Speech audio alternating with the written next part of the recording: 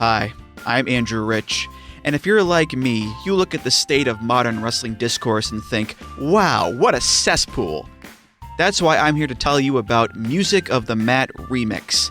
That's right, your favorite wrestling music podcast is back with a new format, where I bring on a guest and we play songs related to wrestling-themed topics. It could be a wrestling reference, a wrestling concept, a wrestling pun, things of that nature.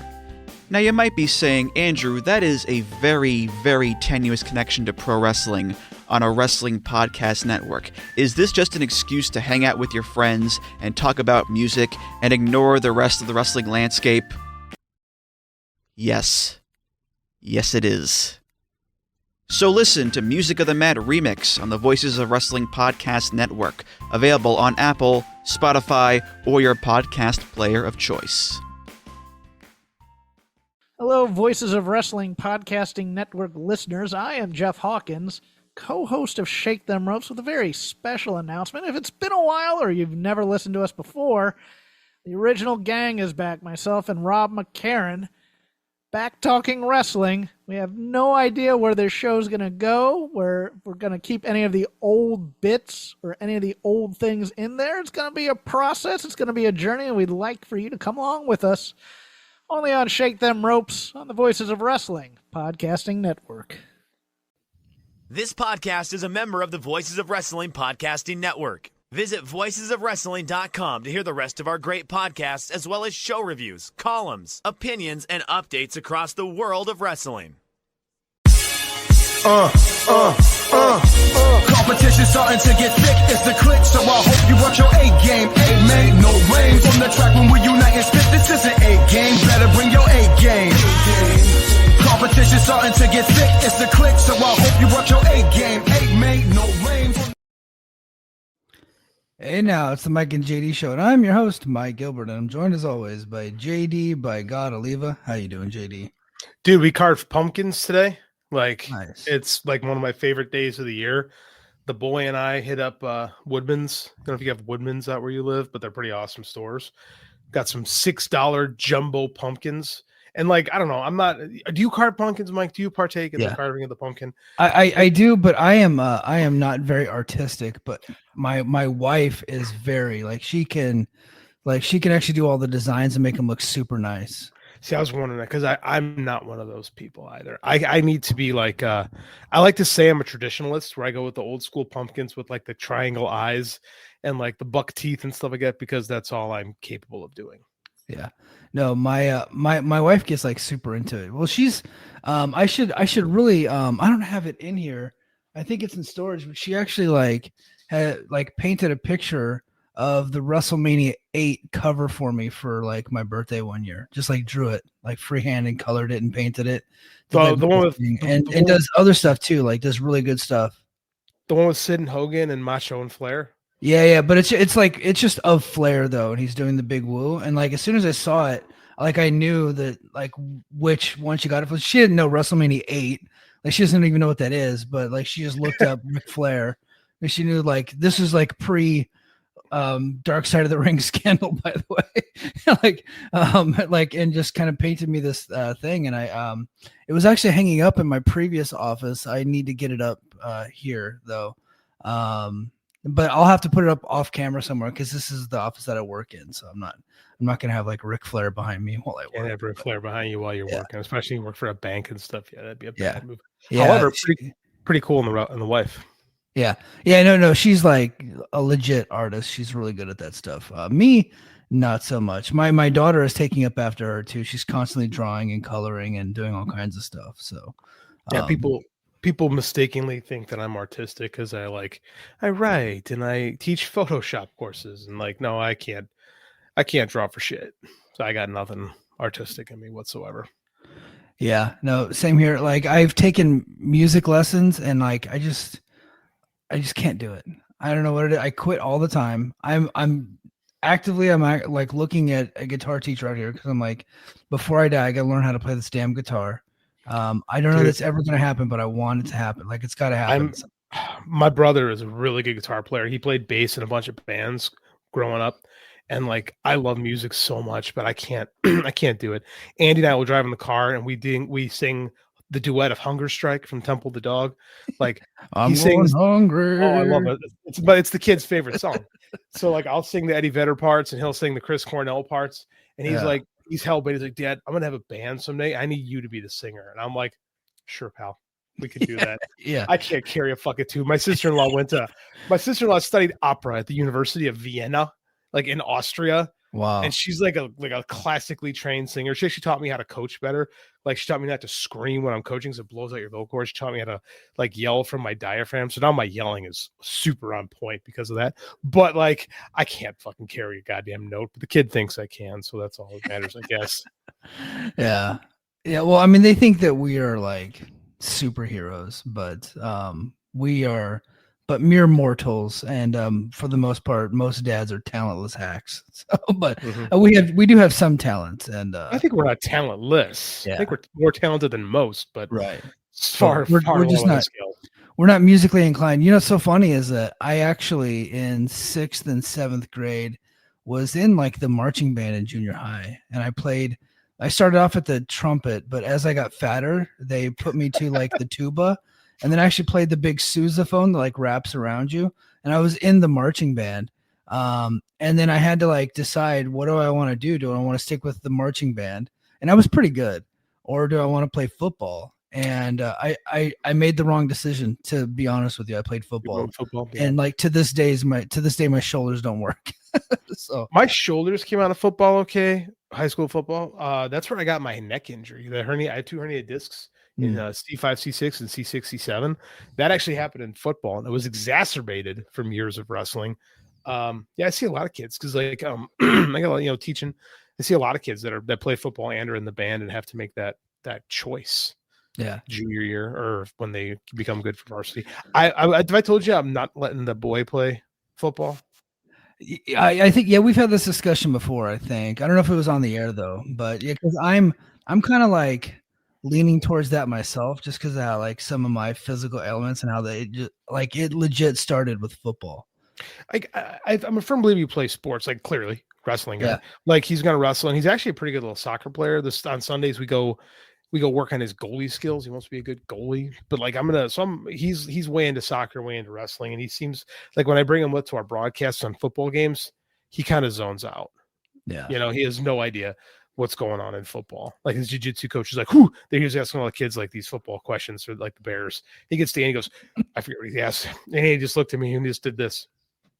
Like, like he's a 9-year-old that has zero clue what's going on with pro football, which is fine because his dad's 45 and has zero clue what's going on in the NFL. So yeah, I told my wife, like, if he wants to do sports, I would like him, like wrestling I think would be good for him. Jiu-jitsu would be good. But I was like, if we're really smart, we'll put a baseball in his hand early.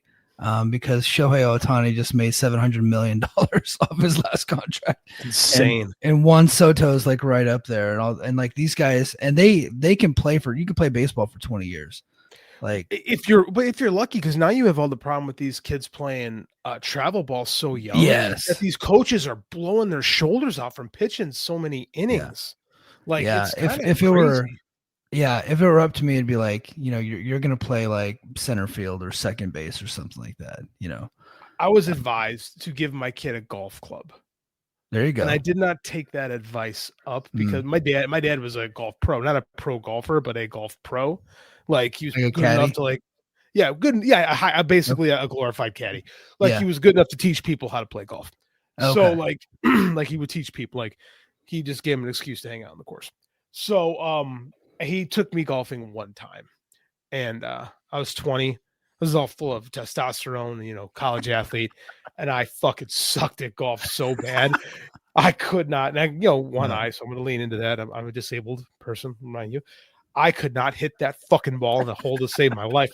And I launched a putter, and I launched it hard. And my father looked me in the eye and said, I will never bring you here again. And he passed away almost 2 years ago, and he lived up to those words. We never went golfing again. He was a man of his word. Man of his word. He never even asked me after that. Yeah.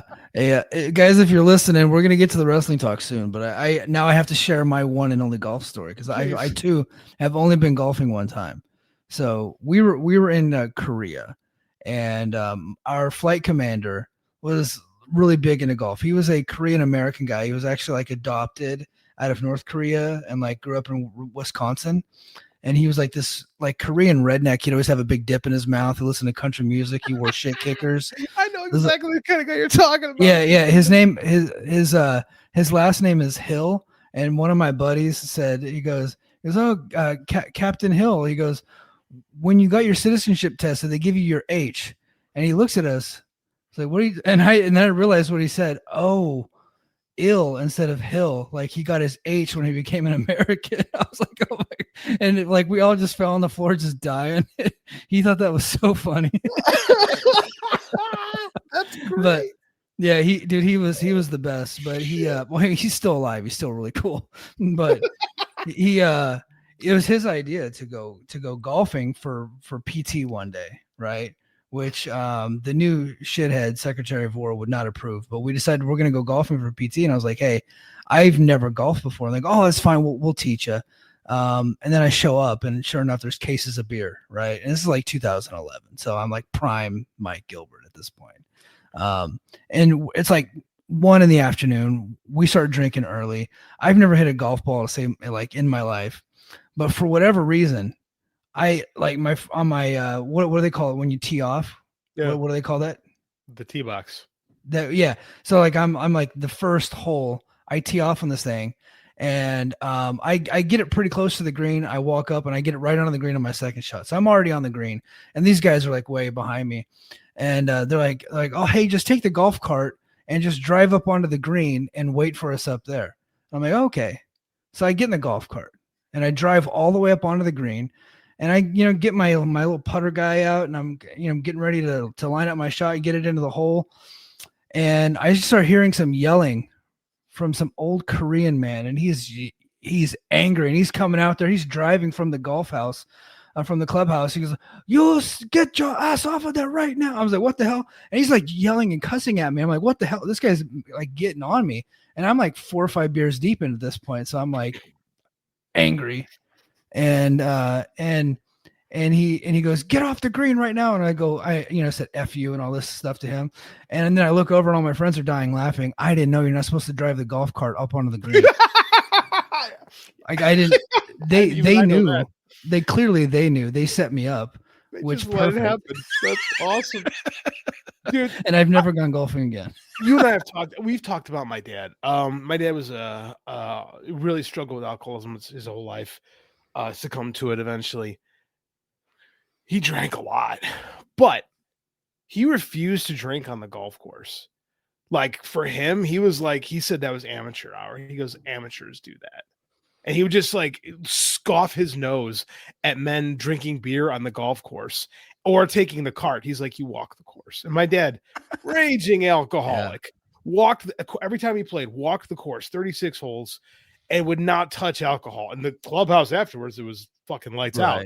But like while he was on the course, it was like the most zen he ever was. So I hear these stories and it always makes me think of my snob ass, ridiculous alcoholic father who thought he was better than everybody else because he would not drink on the course. Like we all have this standard that we have to live by, right? It's like other standards don't matter, but this specific standard is super important that we have to live by it. And I'm sure both of us have specific standards that like maybe nobody else cares about, but like it's important to us. Okay, here's a great example. I don't drink, right? I don't do anything wrong.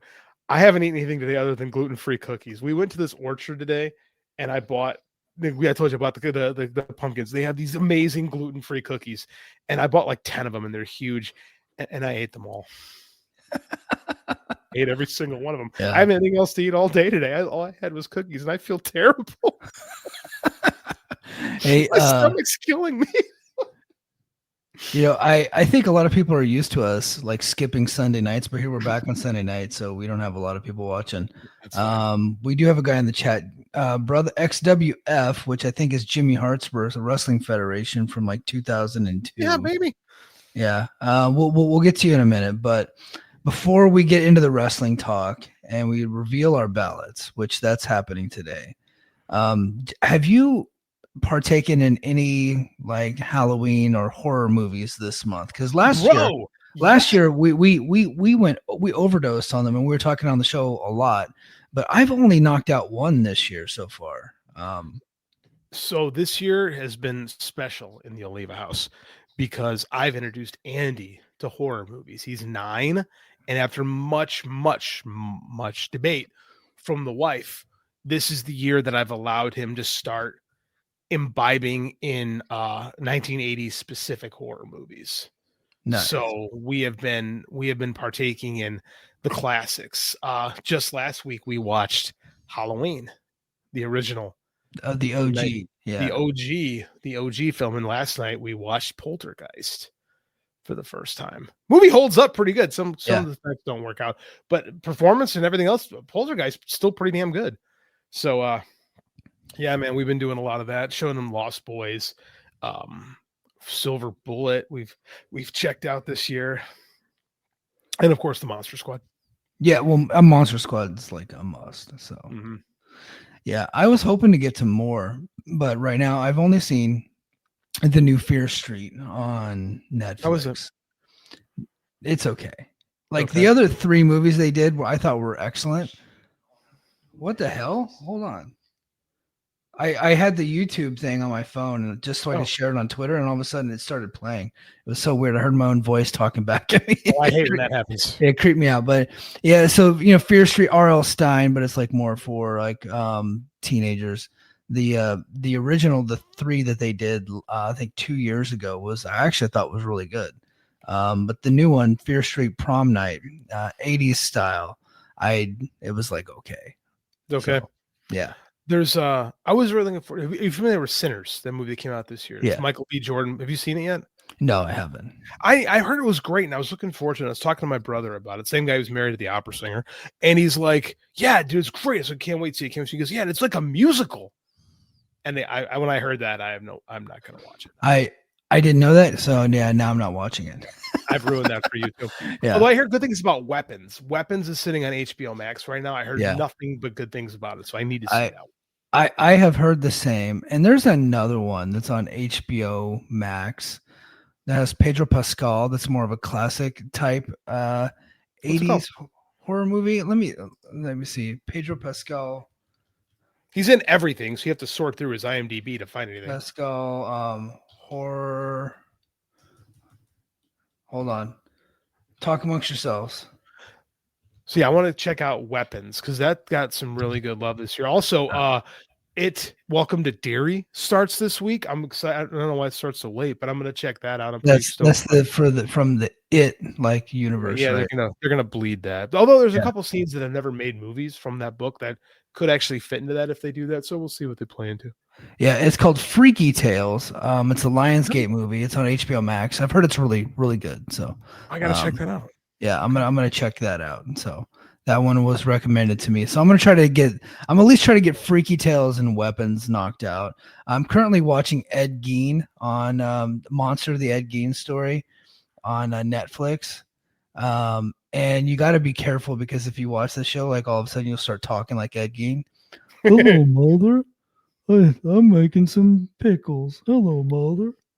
Did you know that the Ed Gein story was the inspiration for both Psycho and the Texas Chainsaw Massacre? I did know that, and in fact, on episode 2, they actually have like a scene in there where I don't want to give it away, but a scene in there with Hitchcock pitching the movie, essentially. Like he's talking to the guy who wrote the book, and the guy's telling him about Ed Gein, going into detail on the story, and like Hitchcock is like coming up with the idea for the movie. That's in episode 2. They did it really weird. So my only problem with it so far is the guy that plays Ed Gein. He's the dude from Sons of Anarchy. He played Jax Teller. Charlie Hunnam, right? Charlie Hunnam, yeah. Yeah. He's they have a scene in there where he's like naked, and I was like, he's way too jacked to be Ed Gein. It's like Ed Gein was jacked. like he's like he doesn't have an ounce of fat on his body. He's like ripped. It's like what are we doing? It's like who are you guys? Like come on, like. I'm okay with a little bit of like Hollywoodizing the story. Like they have a couple of things in there that I just know were not true because I know the story.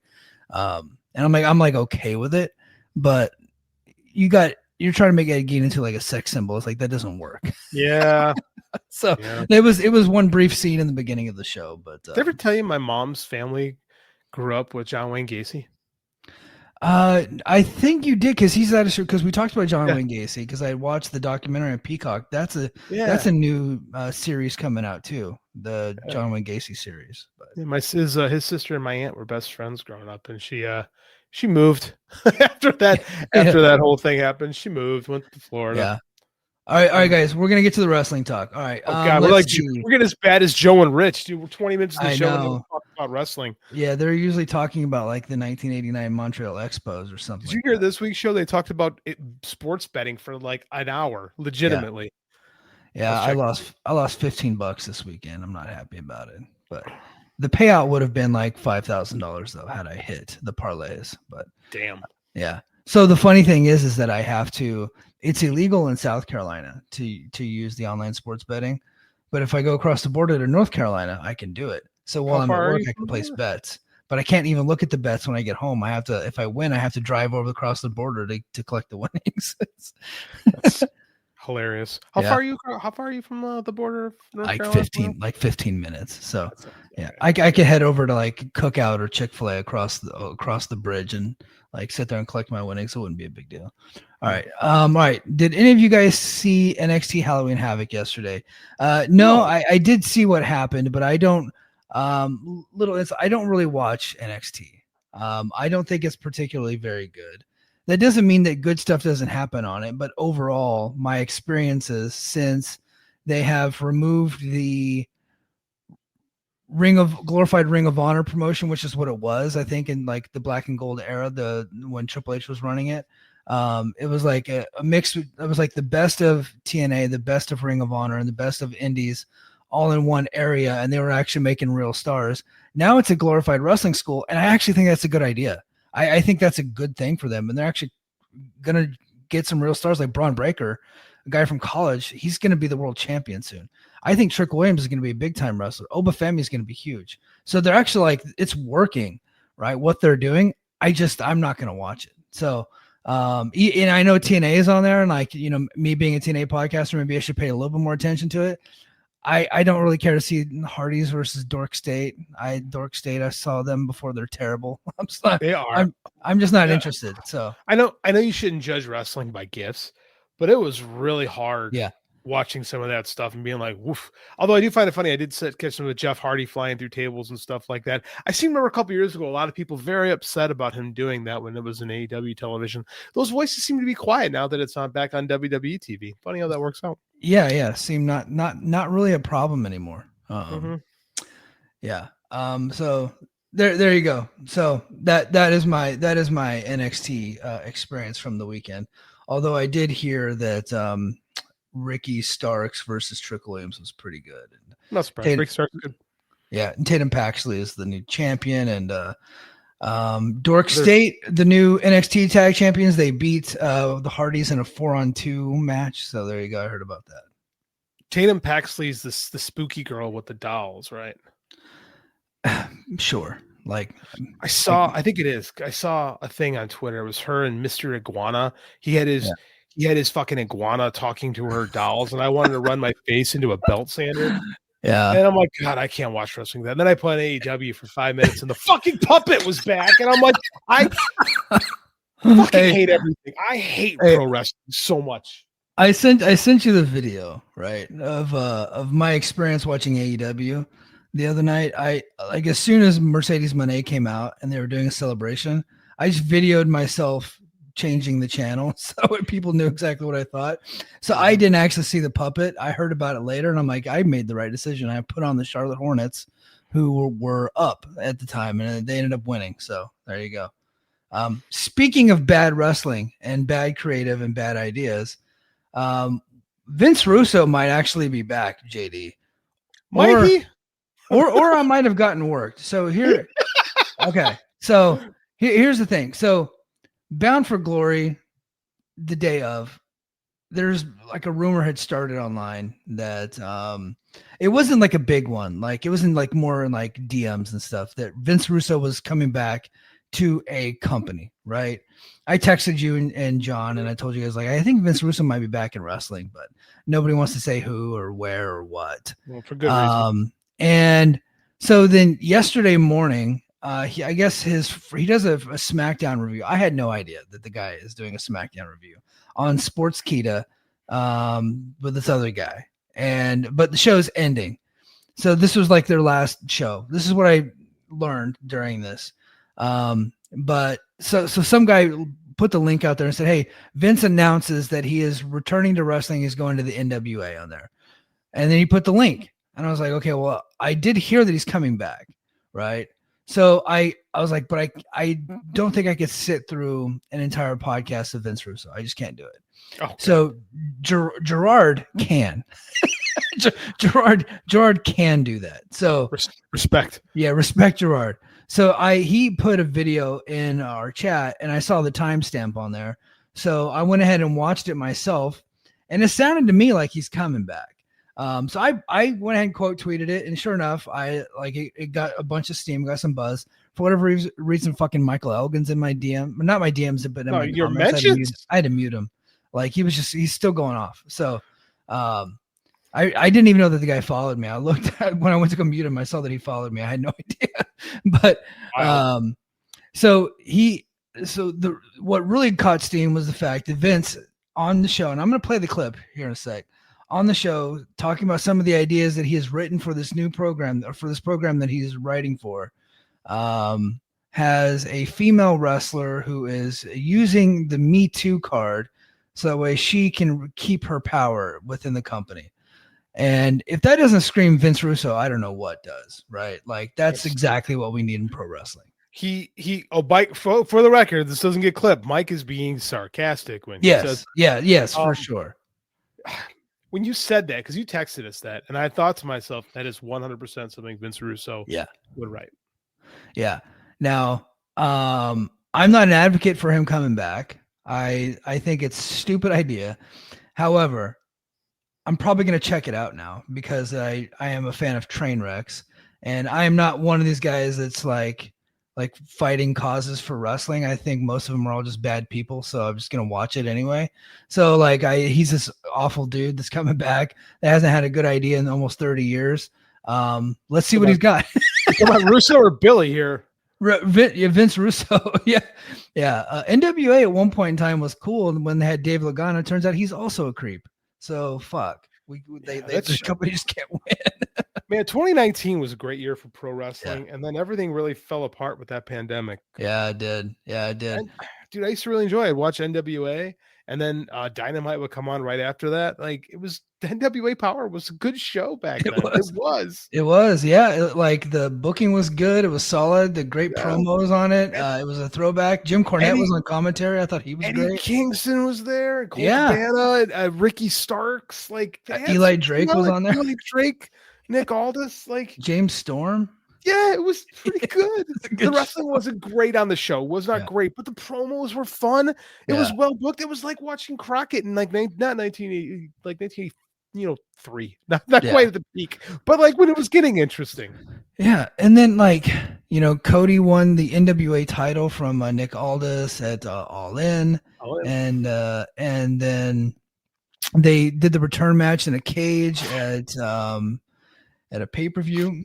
And it was also a really good match. Like they had some good stuff going on, and then the whole thing just blew up. But so I'll let you guys be the judge if he's coming back or not. I'm gonna play the clip. JD, you tell me what this sounds. Now, keep in mind this is maybe a 40-second clip, so it doesn't have the entire context of the conversation. Now, I guess this had all started because Conan and Disco Inferno had put out there on their podcast that Russo was coming back. I think as a gag. God, but people. Yeah, I don't listen to that show, so I didn't know that part. I didn't know that context of it, so I learned it later. Although they did mention it briefly here, but I didn't know the entire context of it. And once this video's over, that's where I stopped. So and I just can't do anymore. I can't continue to listen to Vince Russo. So everybody, that's the extent of my investigative journalism is right here with this 40-second clip. So I'll let you guys decide: is Vince Russo coming back or is he not? All right. Mac, I'm gonna start doing some work. I don't want to say with who yet because I don't want to ruin it for them. I'm gonna start doing some work with a wrestling promotion, and I spent like last week. By the way, Vince, I don't mean to cut you off, but I know who it is because I heard Disco and Conan talking about it. And you're going to be going to the NWA. You're writing for the NWA. They got that right, man. But or MLW, maybe that was the other one I heard too. That you might be. Mac, I got to tell you this, and this is the God honest truth. The first 9 shows I wrote, first of all, somebody gets concussed, and we talk about concussion protocol, number 1. Number 2, we drug test. And this is in storyline now. This is in storyline. And not only do we drug test in storyline, but the guy responsible for taking the drug test literally stands next to the stall of the wrestler to make sure they're not using somebody else's piss. Yep. We do that. That's exactly what we need. And also a female wrestler who is in danger of losing power pulls the Me Too card. All in the first 9 shows. All right. So I'll let you guys decide. Okay. But it sounds to me like he's coming back and he's already got these episodes written. I would have 100% believed it until Mac, what's his name? I forget the other guy. That guy goes, or was it MLW? Yeah. Like that's the only hint that I have that it's probably a gag. If Russo's working a bit, it's the most convincing he ever was. I'll be honest with you. I kind of like the idea of like the concussion protocol angle. I actually think that's a good idea. hold on. Like that. What time is it right at 20? Okay, I just got to clip that for 9:30. JD likes a Vince Russo idea. I like the Vince Russo idea. I didn't hate it. That's actually, I heard that. I'm like, that's not bad actually. Yeah. Because like, that's not bad to keep a guy out. You can't be in the ring. You have a concussion. Yeah. Like this is a guy who deals with that with kids sports all the time. Like, it's frustrating. There's some drama there that's not exploited in wrestling. I just got canceled. Yeah. What was the second one? Oh, the guy piss test. Yeah. When he goes, we're gonna have a guy in the stall watching him. That's Russo. That checks out. Yeah, but like the guy in the stall has to make a comment about the guy's wang. Like that. Like that's where Russo comes in, and he's gonna say that it's small. Yeah. Mm-hmm. Or like that's Russo's kink. Like he likes to abuse women and talk about small wangs. Or talk about Sid Vicious using the fake peanuts to piss. Yeah. There's something there. The Me Too card. Yeesh. Yeah. So here's my stance on that. I think that pro wrestling, when it's in this world of complete fiction, right, and that likes the universe you set, you can do some racy and you can do some out of bounds type stories because NCIS does it, right? Mm-hmm. Law and Order does it. So if pro wrestling wants to do it, like if that's the world they want to be in, they can do that. The problem is that they borders on reality, and wrestling fans don't really like shit like that. And that storyline is a bit too close to home because it's gonna like make people think that these women were lying. And that's not going to be a good thing. I don't think that the wrestling business is mature enough to handle kind of complicated stories like that. We remember when Juice Robinson had the Freedman written on the roll of quarters, right? And that was MJF's storyline, and they dropped it immediately because pro wrestling fans don't like shit like that. They don't want anything to do with that. So I don't think this is going to work. I don't think it's a good idea. And in fact, this is borderline preposterously stupid. It's so interesting. I was going to say funny, but maybe not funny, that pro wrestling is held to different standards that the rest of entertainment and popular culture isn't held to. Pro wrestling has such a history of being a sleazy, scuzzy business. But any time that it gets sleazy or scuzzy, fans just push back against it, right? So, like, you could do it. Like, you can do stuff like that in other forms of media and get away with it. Like, essentially what Russo describes in part 3 is like the book Disclosure and the film, the aforementioned film with Michael Douglas and Demi Moore from the early 90s, right? Yeah. That's what that's about. Like, I don't think it was a good movie, but the book was pretty highly regarded. So I mean, like, it's so weird that wrestling can't do. There's so many things that wrestling can do, And we oftentimes push into what we're not supposed to do and pushing lines. And the problem is, like you said, the medium is just not mature enough to handle that subject matter. Because it gets like, it's like, how do you resolve the tension? Well, I'm going to go hit you with a pile driver. Like it just, right. It's just too hard to capitalize. It is. And, this is a live event business. And people don't go to these live events to feel uncomfortable to that degree. Right.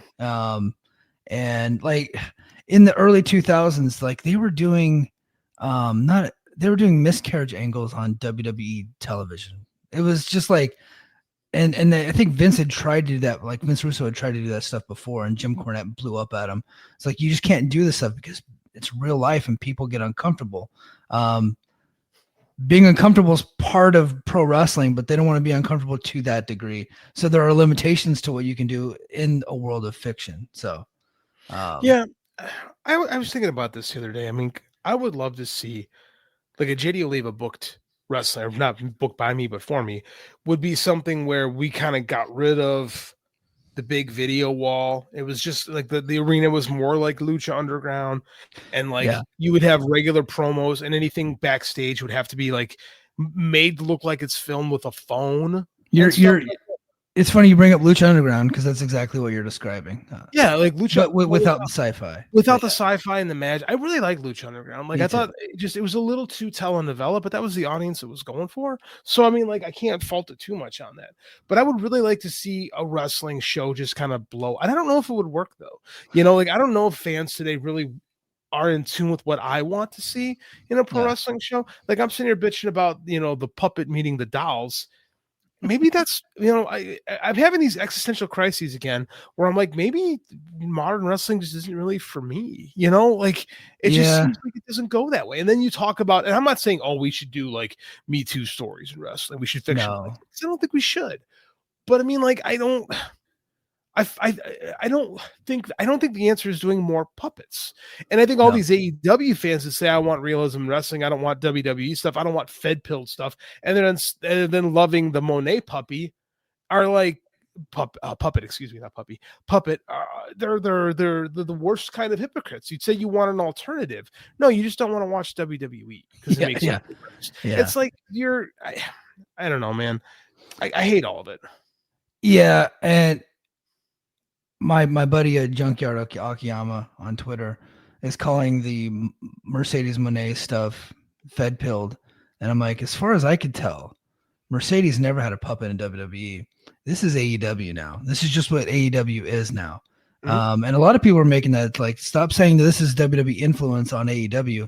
It's been this way for a couple of years. This is just AEW now.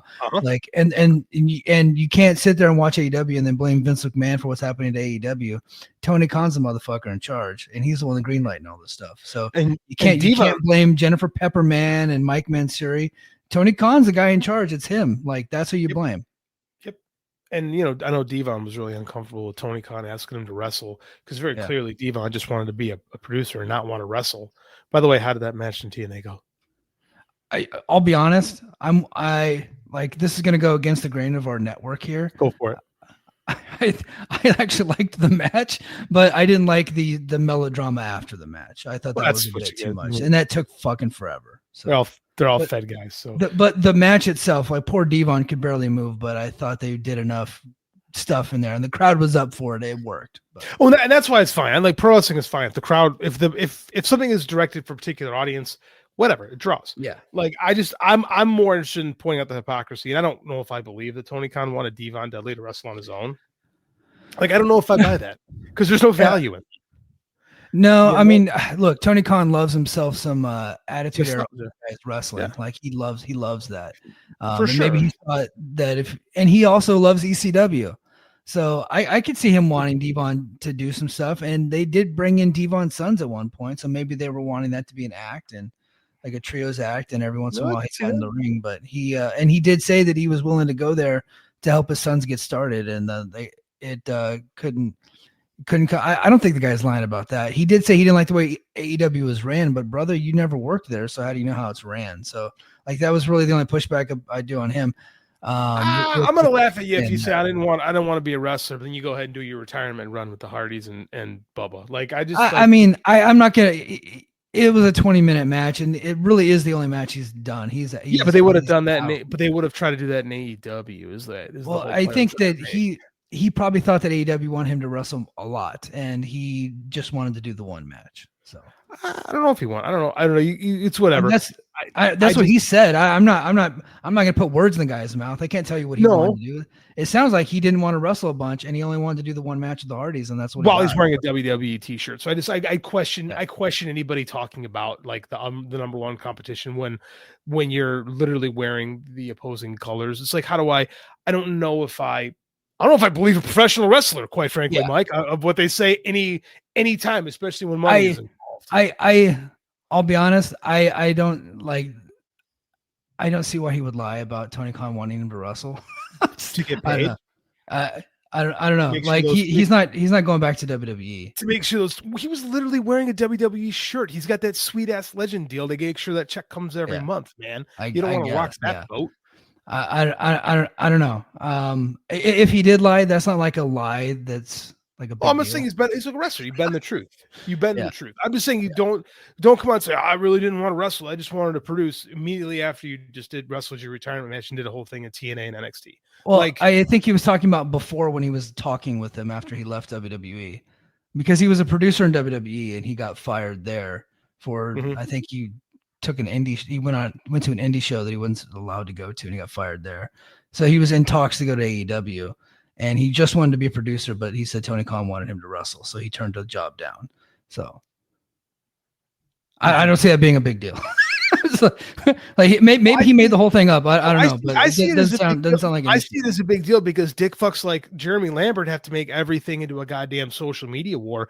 Anytime some dipshit that happened to wrestle 25 years ago says anything about a company, anything, that it has to become a big thing. And then we have to go through this every now and all the bad faith actors have to go off and have to look at WWE Garrett's fucking maybe you read a lot of comments because I saw the Wrestle Purist thing and I was like, oh, that's interesting, and I moved on. I didn't really see that as a big deal. What I did see was him accusing Jim Ross of being a racist. I did see that one, and that's far more interesting actually. Deal. That was pretty, but I didn't see like Tony Khan wanting him to wrestle be that big of a deal. I just think I find it to be because again, I read the comments and I shouldn't read the comments. So someday I'll learn that lesson. I find it to be just hypocritical when you bitch about the one, but you do it for the other. Yeah. What do you think about the Jim Ross being a straight up racist comments? I don't know. That's the first time I ever heard that. So he said it out pretty publicly. So I'm not gonna call the guy a liar. But I would assume that if you're friends with Jim Ross, you probably think it's not true. But that I don't know. I think I would probably need. That's one of those things. Like I'm not gonna say like this white dude, 42 years old, and say this black guy was lying about experiencing racism in pro wrestling. Is probably true. So and I get the feeling that maybe a 70-year-old man from Oklahoma might have a little racism in him. I think that's also a possibility, but I don't want to broad everybody with the same brush. So I don't know. Like I don't know. It could be true, it could not be true.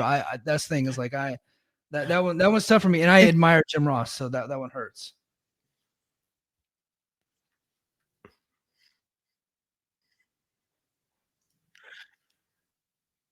I find that one fascinating because like the way they tell the story, he was just so blatant with it, especially from a guy who came up under Watts, and like in his book talks about how uncomfortable some of the things Watts says makes him. It's just, again, this is one of these like and difficult to follow sometimes. Because it's black guy can do this, he can be my champion, he can do this, he can make our money. And then by this out the other side of his, I can't say when I heard it I was terribly surprised, but at the same time, I'm more surprised it's the first time I've heard that. Yeah. That's kind of where I'm at. Like I don't want to like completely discount it altogether. No, we can't. We can't do that. Like I can't discount. I can discount how his authenticity with dealing with AEW and WWE, but as far as I'm dealing with like racism in his company, I can't discount that at all. Yeah. I just find it weird that I've never heard anything. It's one of those things that I think I'm going to like wait to hear more information on the subject. So before I come out calling a brother a racist, especially somebody that I admire. Yeah.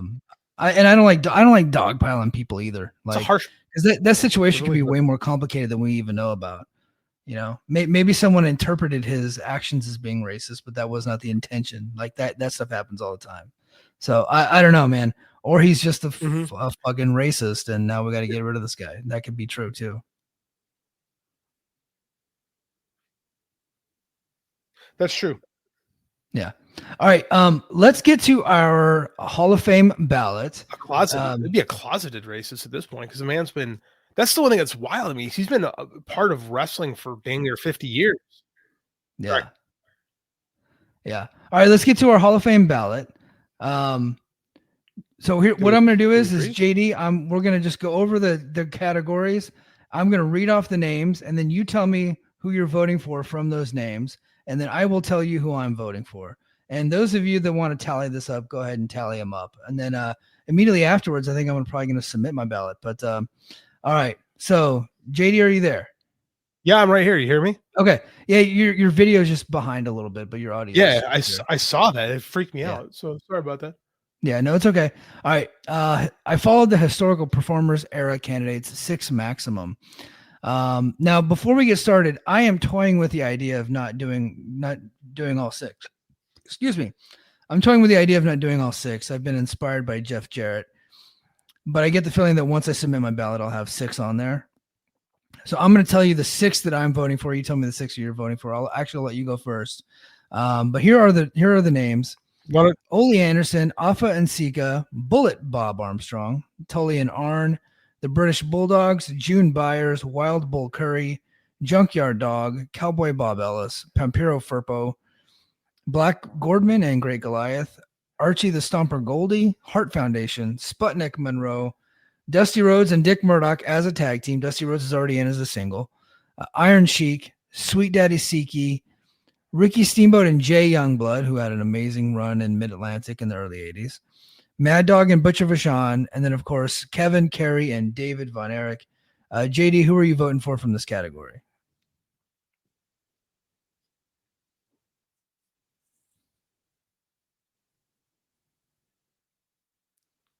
JD, are you there? So I'm not going to go all 6 either from this category. Can you hear me? I think you're just a bit delayed. Can you go out and come back in? Mike, can you hear me? All right, JD's got to come out and come back in. And then we'll get him right back in. Okay. All right. So I'll go ahead and give my ballot. Oh, JD, are you back? Let's see. I'm going to do. Okay. Yeah. Get out and come back in. All right. Little technical difficulties. We were doing so good. Technical difficulties though. All right. So here is my ballot. Now I am strongly considering only going 3 on this, but I'm going to give you guys 6, just in case. But I am going to go Cowboy Bob Ellis on this one, and I'm going to go Sputnik Monroe, and then I'm gonna do Ole Anderson. So Ole Anderson, Cowboy Bob Ellis, Sputnik Monroe, because Sputnik Monroe obviously helped desegregate the city of Memphis. That I think that is a big deal. Man, I'm on the fence about the Von Erichs. I'm gonna wait for JD's probably gonna try to sell me on the Von Erichs, and I love the Von Erichs too. But that one's a tough one for me. So let me go back to the list. All right, I'm gonna do Ole. Oh, British Bulldogs, and then I'm doing Cowboy Bob Ellis, Sputnik Monroe. I think that's where I'm at. Ole, Bulldogs, Bob Ellis, and Sputnik Monroe. I think that's where I'm at. I think last year I voted for Wild Bull Curry too. And then I'm on the fence about the Junkyard Dog, and I'm on the fence about the Von Erichs. So those are going to be my picks there. Now, why am I voting for Ole Anderson? You know, he was a long time draw, consistent draw in multiple territories. You know, Georgia, the Mid-Atlantic territory. He toured around everywhere. He was also a you could probably put him in the non-wrestling performers as well. And if you look at his peak in some of the territories that he was booking, he did great, right? He booked a lot of different territories. Georgia, I believe he booked in Mid-Atlantic too. And he booked WCW for a little while, but although he was not a good booker whenever he had come up to WCW, but that was when WCW was just complete and utter garbage at that point. They weren't doing well. You could probably ask me, why are you not voting for Dusty Rhodes and Dick Murdoch? It's a longevity thing, and they were influential, but Dusty Rhodes, once he broke off, he became this megastar. They were a good act for a short period of time, but I don't think they were an enduring act. Hart Foundation, I feel the same way. They were never really, like when they were in the WWF, they were never really top of the card. They were never really a drawing card. They did have some good matches, but they don't have like this laundry list of like 4 and 5 star classics. They just were never a top act. And I think that if you're going to, tag team wrestling has never really been a top act in the States, with some exceptions, like the Road Warriors and the Rock and Roll Express and teams like that. But why would I vote for the British Bulldogs over the Hart Foundation? And it is simple. It is, influence. They're the influence deal. Much like, we'll talk about Sabu later. The Bulldogs, they had a good run, obviously, in WWF, and they had a really good run in Japan. They were never a top attraction in the WWF, but I just feel like they were just super influential on what we see as for tag teams these days. That I don't think that you can deny the Bulldogs. So let me see. Get back to JD. JD, are you back? I'm back. Sorry Okay. All right. So here was mine. I'm pretty close to finalizing it, but my historical performers, I'm going Ole. I think I'm going Ole. Cowboy Bob Ellis, who we just found out he died, although it was in 2019. he's been dead for a long time, but British Bulldogs is who I'm going with, and Sputnik Monroe. And I'm thinking about the Von Erichs. I'm like on the fence about the Von Erichs. I did go Wild Bull Curry last year, so I might throw them back on this year. But those are who I'm voting for this year. Do you need me to run down the list again, or do you have it in front of you? No, I got it in front of me. Okay, who are you voting in for historical performers? I'm 100% on the Von Erichs. I think they have to be in, especially after my conversation with Rich a couple weeks ago about the two of them. About three of them, excuse me. I think they're a no-brainer act, to be honest with you, for me. I think the rest of this list is kind of hard. I will go with Wild Bill Curry because of the historical influence. Yeah, I think I'm with you on that one. I think I might be that's why I kept it open a little bit. I might be tossing them in. I'm also going to go Sputnik Monroe. Again, historical influence just based on what he means to the history of professional wrestling, what he means to the idea of civil rights relations in the city of Memphis, Tennessee. Like I think he's too valuable of a personality in this business not to include. And then I'm kind of like, honestly, dude, I'm really kind of on most of this historical list. Like I could be talked into the dog. I think Muse talked me into Bulldogs. The British Bulldogs, really? Yeah, I think Muse talked me into British Bulldogs. But you just said the Junkyard Dog, though. I could be talked to. I'm not on Junkyard Dog 100%, but I could be talked to. I probably will go with Ole. I have had a renewed interest in Ole over the year, so I think Ole, and I think it's just as him as a performer. He's a hell of a promo. He drew some great money. He's the reason why he was given opportunities to book. So I think that's kind of where I'm at. I get why Muse would be on with the Bulldogs. I definitely would go with Bulldogs over the Hart Foundation. I think, hey John, I know you're listening to this. Send me why I should vote for the Bulldogs. Yeah, I'm going with Bulldogs over Hart Foundation just for pure influence. I don't think the Hart Foundation has a leg to stand on as far as the Hall of Fame goes. They were a really good tag team. One of my favorites as a kid, but they just were never a top attraction. And I just don't think they have the influence that the Bulldogs had. They had longevity in the WWF, but the Bulldogs did go to Japan and had a really good run over there. I think they had a match in AWA. I don't think they had more than that, but I just thought the influence, the Bulldogs blow them away. And when they were in the WWF at the same time, Bulldogs were the bigger attraction, I thought. Yeah, agreed. Yeah. Okay. Let's go modern performers. We got the Briscoes, Edge, Bill Dundee, which Bill Dundee probably should be historical, but he's modern. FTR, Goldberg, Samoa Joe, the Hardys, Becky Lynch, Drew McIntyre, Mercedes Moné, John Moxley, Nash and Hall, Randy Orton, CM Punk, Cody Rhodes, Seth Rollins, Sabu, Trish Stratus, and Rick and Scott Steiner. JD, I think before you cut out, I was telling the audience I had listened to Jeff Jarrett, and Jeff Jarrett does not vote for people who are still active performers that are full time. So he really whittled his list down, and he actually voted for Nash and Hall for what they did for pro wrestling contracts, and that's why he's voting for Nash and Hall and for what he did to turn around WCW. And I was like, yeah, you actually make a really good point. I never thought of it that way. And I also never thought of not voting for performers who are still full time, which would completely eliminate my list from last year. So I do think that's interesting. I don't think I'm going to abide by it, but I thought that was an interesting take on it. And in his way of selling Nash and Hall, I thought was pretty good. I can understand where he's coming from on that. I think that's a pretty smart way to look at it, in all honesty. Yeah, I struggle with picking guys who are still like in the middle of their run, right? I don't think it's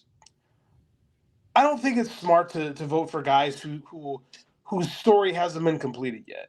Yeah. Right. No other sport does that. Like no one. Like of course Michael Jordan was for sure Hall of Famer, but I mean like we didn't allow it until they're retired. So that's kind of, and wrestling is different because who knows when guys retire.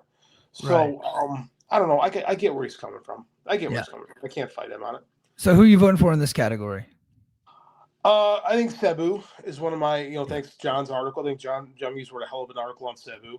I think he's a no-brainer for me, 100%. I go Rick and Scott because of their influence on tag team wrestling, their influence in what they meant to both the U.S. and Japan as a tag team. And then I think John Moxley is. I lean on John Moxley. I'm not in yet with him. I think the only reason I hem and haw is because he's still active.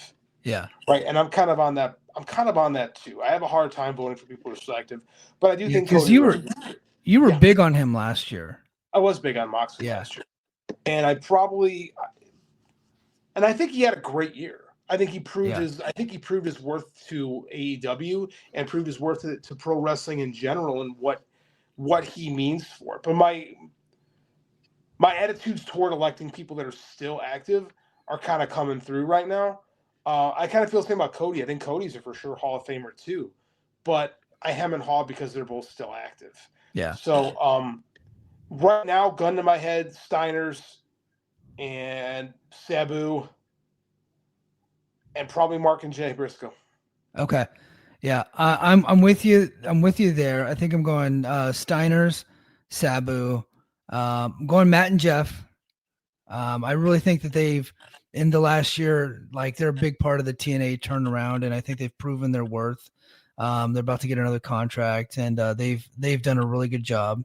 And longevity's there. But if you could do like a whole article about their influence on tag team wrestling, because without the Hardys, you probably don't get the Young Bucks, and then the Young Bucks will tell you that, right? Mm-hmm. So I think just historical influence. They are still active, but they're not. They're active in TNA, smaller company. They're not really active in WWE or AEW. But what they're doing for TNA, like the business turnaround, like that Bound for Glory, they distributed 7,000 tickets, one of the biggest shows ever. And I'm pretty sure 6,000 of them were because of the Hardys and the Dudleys. So I'm gonna go Hardys. I am on the fence about Goldberg because I'm also on the fence about the Von Erichs. And I think if I go Von Erichs, I got to go Goldberg because I think they got a similar case. So we'll see. By the time I submit my ballot, I might be there. I agree with you. I think Cody is a Hall of Famer.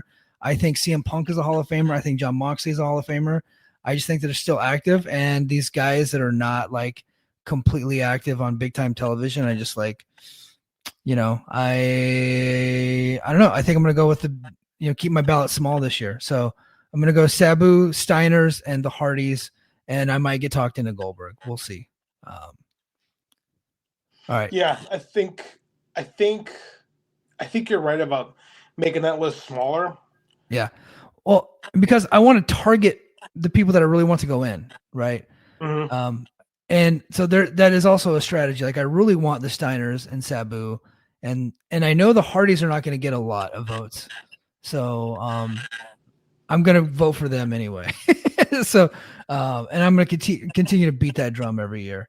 Now I get the feeling Cody Rhodes is going in anyway. Like, and I do think he deserves it.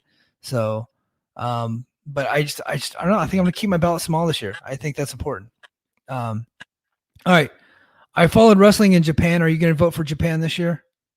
I think I am going to vote for Japan this year. Okay. Because I think I really think Hayabusa. Okay. Influence, right? Yeah, on the influence alone. The influence of Hayabusa I find is to be too important.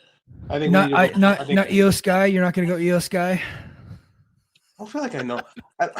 She's actually great, by the way. She's great. If you asked me that 3 years ago when she was just Io Shirai, I probably could have been talked into that now. But I feel like her WWE run makes me roll my eyes more, and I find that's more with my distaste for WWE in general, and less to do with her as a performer or what she means to the business. Yeah. But I mean, I fucking hate modern day WWE so much that I don't want to think about it. Like, it's a Fed bad vote, but she's also still active. So, right, and that's so colored me there. Like the same reason I don't really want to put Zack Sabre Jr. in there, right? Like he's still in there. I could be talking to Tiger Jeet Singh, to be honest with you. Maybe I could be talking to Takayama. Tiger Jeet Singh, brother couldn't work, but he was drawing houses, which is all that's important. Dude, him and Antonio Inoki almost killed each other in a damn mall to draw attention to shows. Like talk about dedication. That's what I'm saying, dude. Like, and they drew like that a lot of New Japan was built on the back of Tiger Jeet Singh versus Antonio Inoki. Like you can't have Luke Skywalker without Darth Vader. You can't have Batman without the Joker. Mm-hmm. Right?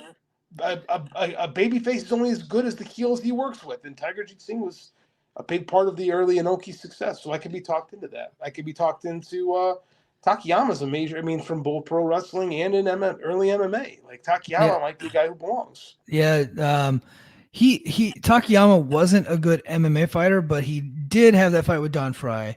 And I think that fight should just be in every Hall of Fame, because every goddamn wrestling match has taken from that spot since it happened, the Fry Takayama spot. If you guys don't know what I'm talking about, just go back and watch it.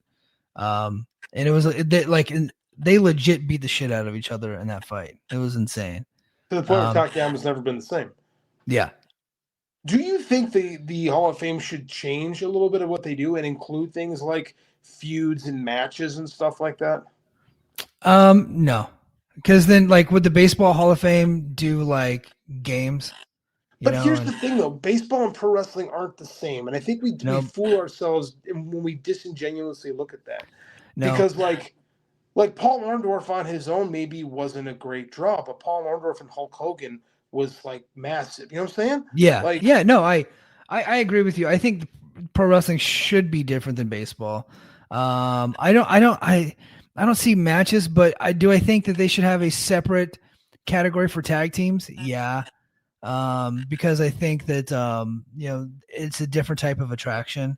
I do think I like the way that it is right now. But I don't know that I would do feuds and matches though.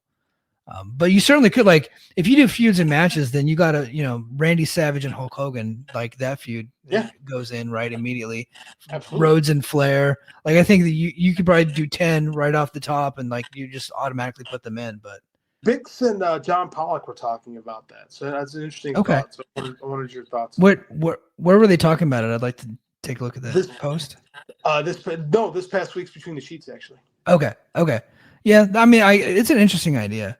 Let's get to Mexico. Are you doing Mexico? I don't feel comfortable voting for Mexico. I don't think I know enough. Yeah. Same here. Although Doral Dixon, I have learned a lot about Doral Dixon. I think I might just look more into him. But yeah, I don't know that I'm going to vote for Mexico. All right. Europe and the rest of the world. Anything on that one? I don't know any. I mean, like, I know of a lot of these names. Like, I know Dominic DeNucci was huge in Australia, but right. I know that from being told it. You know, like I'm really surprised Spiros Arion's not in, given his drawing power all over, specifically in Europe and in Australia. But he was also a draw in New York, so I'm just shocked that he's not in. That one surprises me. I know Jose Torres is like the biggest draw in a specific country. Otto Vons was a big draw in his country, but Spiros Arion was a draw everywhere. So I think I'm just going to vote for Spiros Arion in this category. Is it just doesn't make any sense the guy's not in? I kind of can feel you on that. Like, I know Dominic Nucci was, as I was saying, huge in Australia, but not here. Yeah. You know, his biggest claim to fame here was being Bruno's buddy and training Mick Foley and Shane Douglas. Like, you know, I don't know. Like, Adrian, it surprised me that Adrian Street is on this list. I mean, I don't know. You know what I'm saying? Like, he's one of the. I don't know. Is Adrian Street a huge draw? Like, he was a name and a big. He was a big personality in the 80s.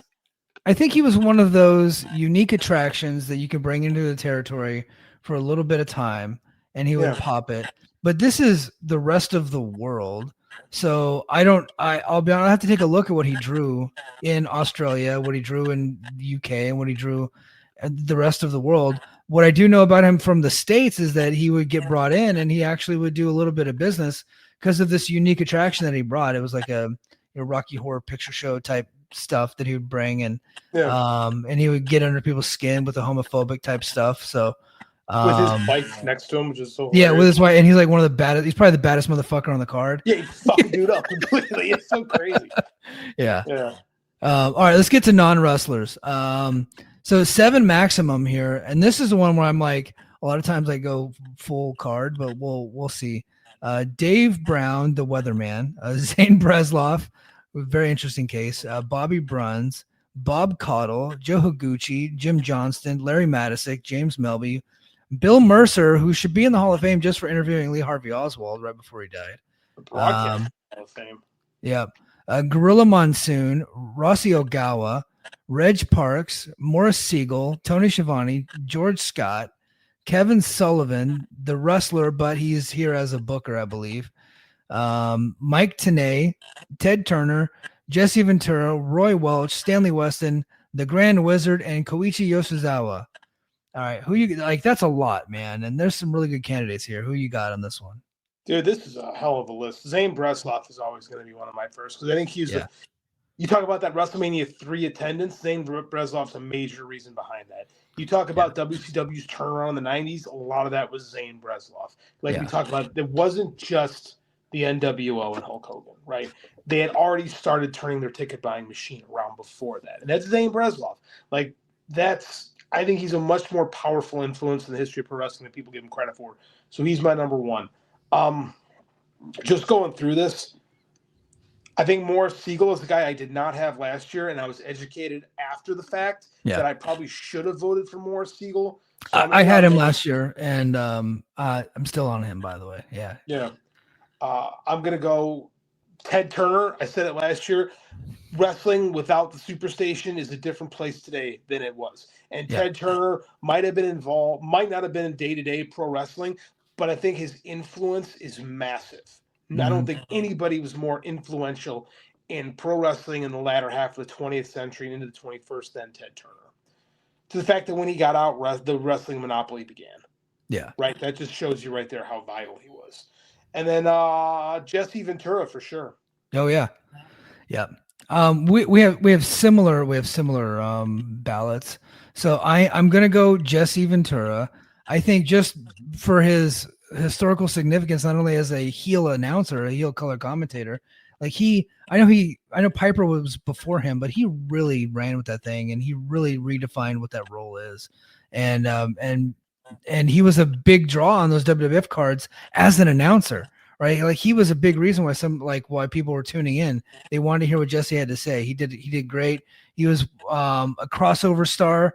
his Predator was before Hulk went and crossed over into movies, right? Oh yeah, 87. Yeah. Speaking of which, did you see that there's a new Running Man coming out? Yes, looks great. It looks freaking great. So we doing this? Oh yeah. Okay, it's got the guy from Twisters. He's all right. Glenn Powell. They keep trying to make him a thing. This is going to be closer to the Stephen King book, The Running Man, than the Schwarzenegger movie, which Arnold's like, I love the concept, and just threw the whole thing out and did his own thing. Which Arnold, yeah, the reason why I brought that up is because Jesse's in that too. So Jesse is, and he's Captain Freedom. Brother.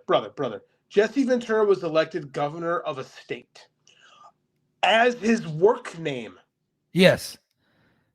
Jesse Ventura was elected, not his birth name. Yeah. Like, if that doesn't tell you the influence, I don't think, honestly, I don't think a wrestler has played a bigger role in the history of the U.S. in a non-wrestling capacity than Jesse the Body Ventura. I agree. And here's one more notch on his belt. Bringing in an agent to handle his contracts. He brought in Barry Bloom, Mr. Barry, and now, like, to this day, he's about to get Chris Jericho another big contract out of the WWE. And I think Dave brought this up on his show that Jesse sued the WWF and was able to get royalties on all the home videos that they were making, which trickled down to everybody. So everybody got paid more because of Jesse and the balls that he had with the way that he was making sure that he got what was coming to him. So I like, for like those three reasons alone, he deserves to be in. And I'm honestly shocked he's not in, but I think it was just probably just an oversight. But if you really look at what he's brought to the table, like, as far as I'm concerned, like, he is my number one. I know Zane's your number one. Jesse's my number one. Jesse's my number one. Zane got the first one because he was alphabetical order. Oh, okay. I'm looking at the list right now. No, Jesse's the guy. When I did the show with Rich, I actually said, Rich does this Gordy list. I said, I want to do Jesse.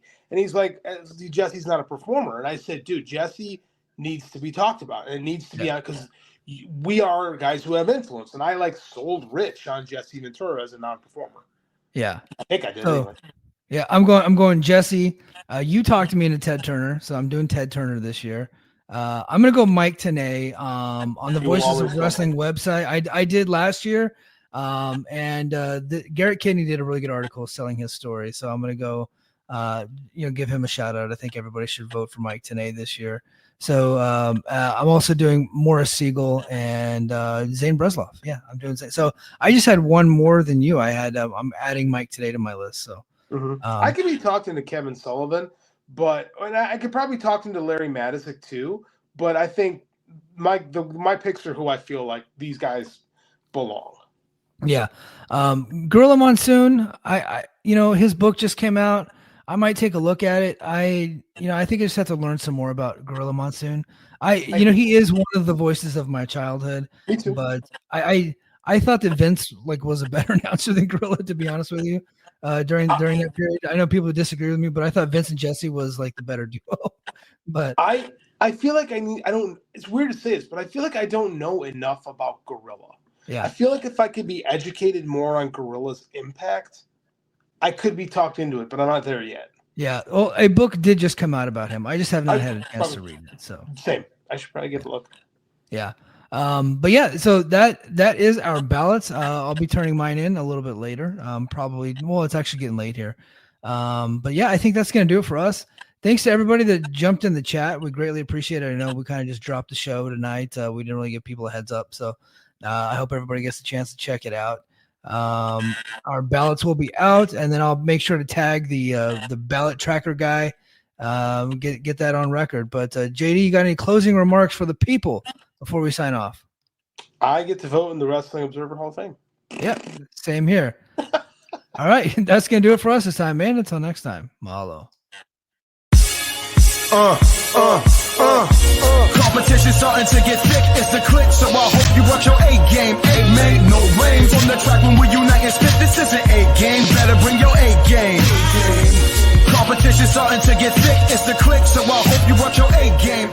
Made no rain from...